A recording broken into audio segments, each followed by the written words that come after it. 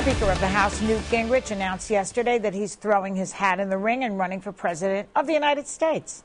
What? So let's get together, look reality in the face, tell the truth, make the tough choices, get the job done.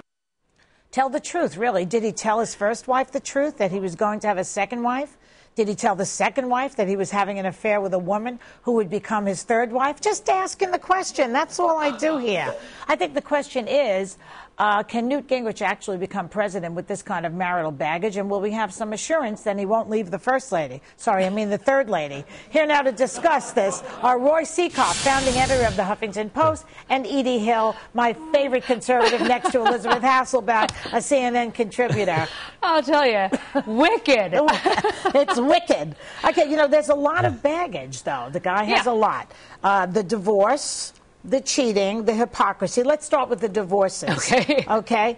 You start, Edie. Well, I think, I mean, look, it's America. Divorce happens here a lot. Yeah.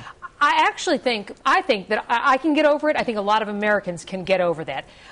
Cheating on your wife, you know, that's a hard one to take. Yeah. The part that does bother me, and I think Newt's a very bright man, but the part that really does bother me is the hypocrisy. That you can be, you know, talking about President Clinton and his issues, and at the same time, you know, you're clearly no saint. Well, that's true. He isn't just divorced. I mean, he has that hypocrisy card. Right, Roy? Go ahead, elaborate.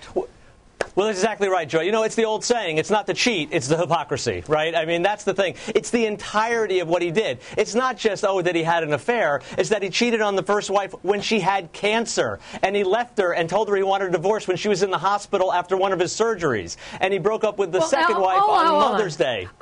According to their daughter, that's not accurate. And I know that's a story that goes out there, that he goes to the hospital, he hands her the divorce papers, you know. But according to their daughter, that didn't happen.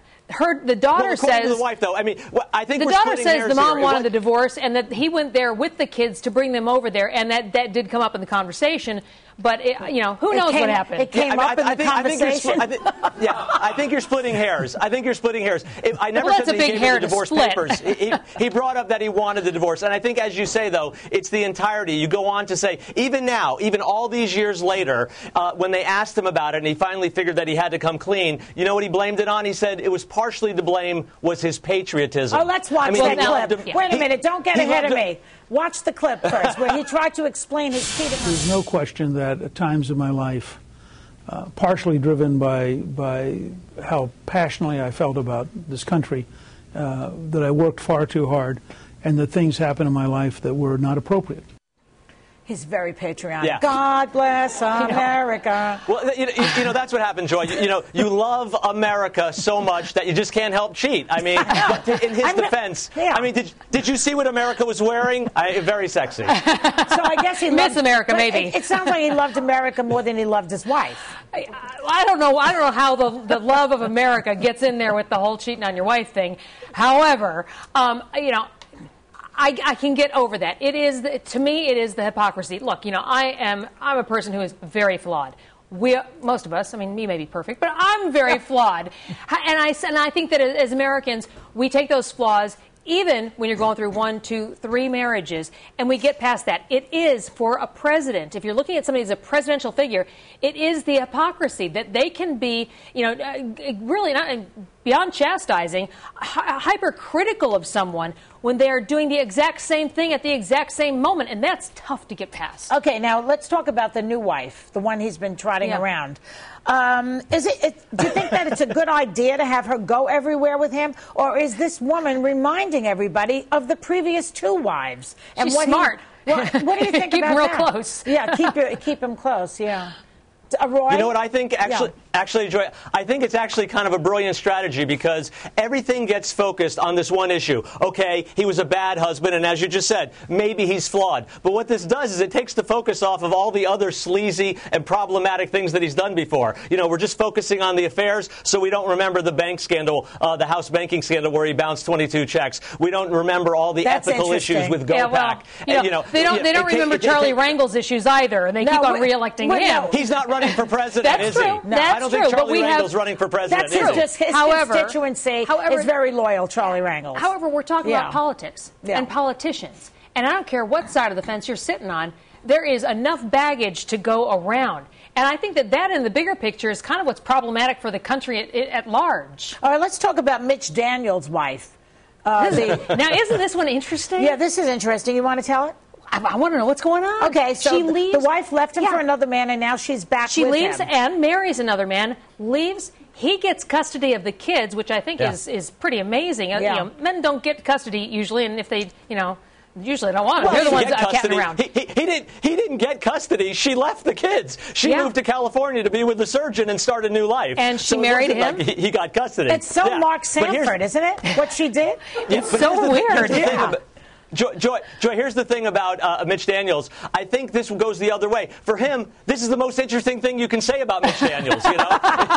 This is good for him. Well, good. You know what? She doesn't want him to run anyway. She doesn't want him to run. Right, she doesn't like otherwise the he'd be talking about intrusion.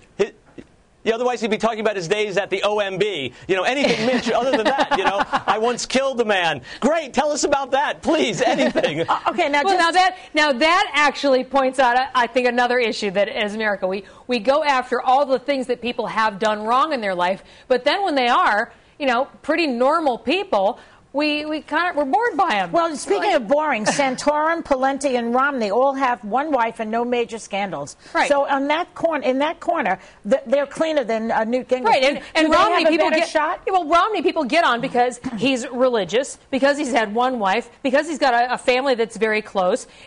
And you're saying, okay, well, isn't that good? Yeah. Isn't that a good thing? This is sort of changing, politics. From Kennedy on, I think that we've had this sort of progression toward anything goes, and we do continue forgiving. It's shocking when we get this field of people who, are normal. Tell the truth, Edie. It must be killing your party that Obama is squeaky clean, that he loves his wife. No, he's never been married before. He never cheated on Michelle. That must drive you guys nuts on the right. I can't comment for the party, but I think it is fantastic for the nation. I think that they are a first family, like other first families, but I think they're a first family that is a family that you can hold up and be proud of. Do you have the impression they actually talk to each other? That you they get the care impression about they're their normal, children? and those kids are nice. When I first met Michelle and President Obama, the first thing I thought was they are sane. They are not crazy, these people. And, that's refreshing. It is. Okay. Well, no, it's interesting I think the Bushes were very nice and normal. The girls got in some trouble, but, I don't know. Yeah, well, I guess but they're giving us the desperate husbands of the GOP, Joy. It's the new reality show. I like it.